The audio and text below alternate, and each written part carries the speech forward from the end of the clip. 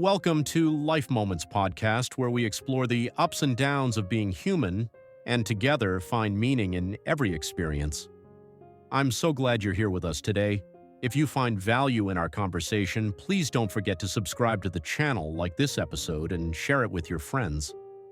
Your support helps us grow and reach more people who might need a little encouragement in their lives. Today, we're diving deep into a topic that touches every single one of us at some point: dealing with disappointment, especially when it comes from the people we trust, love, or look up to. It's never easy to face the reality that sometimes others let us down. Whether it's a friend who breaks a promise, a family member who doesn't show up when we need them most, or a colleague who fails to follow through, disappointment can feel like a heavy weight pressing on our hearts. But as tough as it is, learning to deal with disappointment is a crucial part of life. And it's something that can actually make us stronger, wiser, and more compassionate if we approach it with the right mindset. Disappointment is a feeling we all wish we could avoid. It stings. It can make us question ourselves, our relationships, and even our own worth.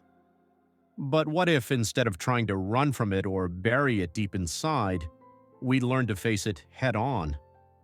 What if we could use disappointment as a stepping stone to greater understanding, resilience, and even happiness? That's what we're going to explore together today. I want you to know, first and foremost, that you're not alone.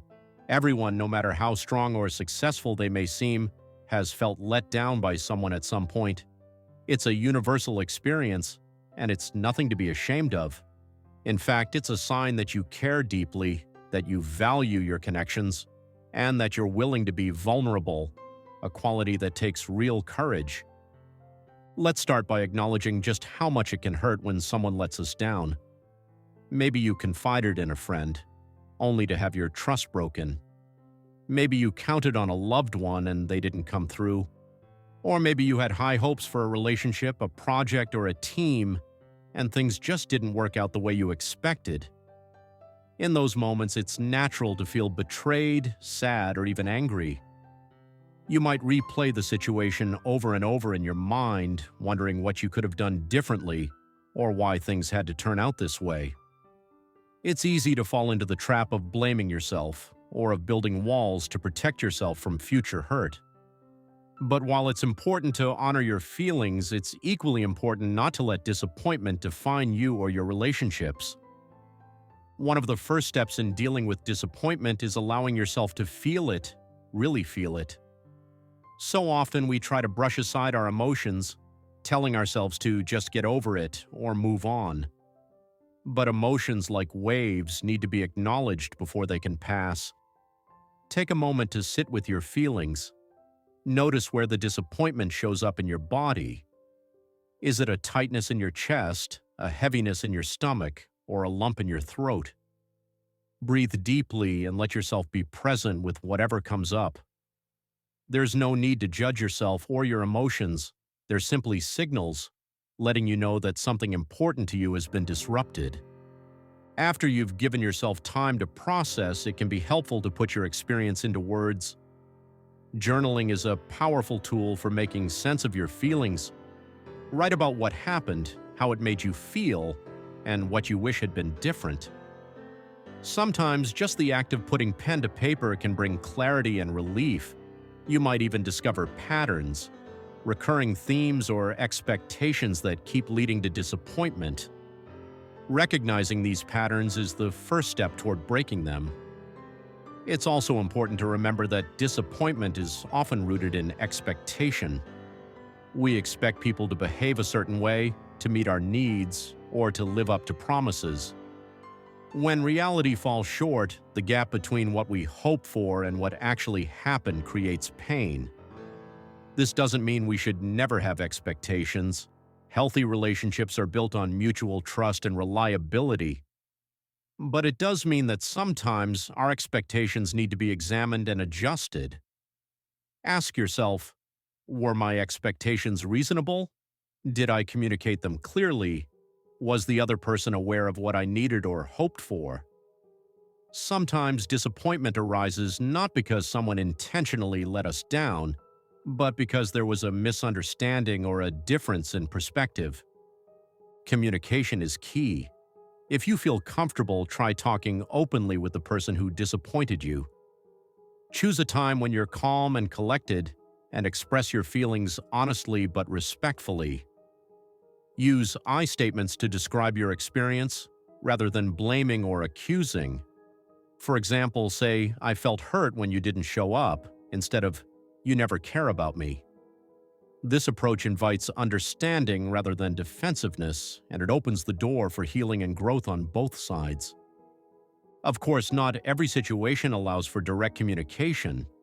Sometimes the person who let you down is unwilling or unable to engage. In those cases, it's important to focus on your own healing. Practice self-compassion. Remind yourself that it's okay to feel hurt and that your feelings are valid. Treat yourself with the same kindness you would offer a friend in your situation. Engage in activities that bring you comfort and joy, whether that's spending time in nature, listening to music, or connecting with supportive people in your life. Another crucial aspect of dealing with disappointment is setting healthy boundaries.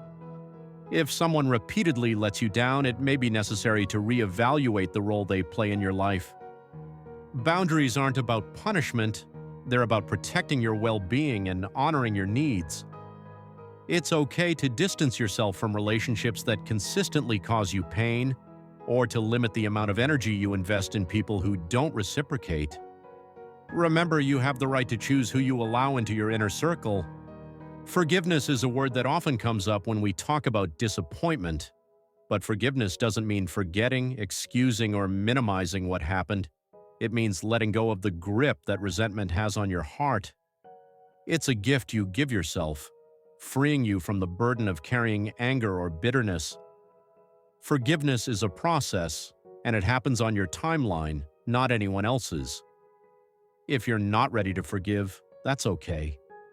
Be gentle with yourself as you navigate your feelings. Sometimes disappointment can actually deepen our understanding of ourselves and others. It can reveal our values, what truly matters to us, and help us clarify what we want from our relationships. It can also teach us about resilience, the ability to bounce back from setbacks and keep moving forward. Every time you overcome disappointment, you build emotional strength and confidence in your ability to handle life's challenges. It's also worth noting that disappointment can be an invitation to growth. When we're let down, we have a choice to close ourselves off or to remain open to new possibilities. Growth often happens outside our comfort zones, in the messy, uncertain spaces where things don't go as planned. By embracing disappointment as a natural part of life, we can learn to adapt, to find meaning in our struggles, and to emerge stronger on the other side. Let's talk for a moment about trust. When someone lets us down, it can shatter our trust, not just in them, but sometimes in people in general. Rebuilding trust takes time, and it requires consistent, reliable actions. If you're trying to repair a relationship after a disappointment, focus on small steps.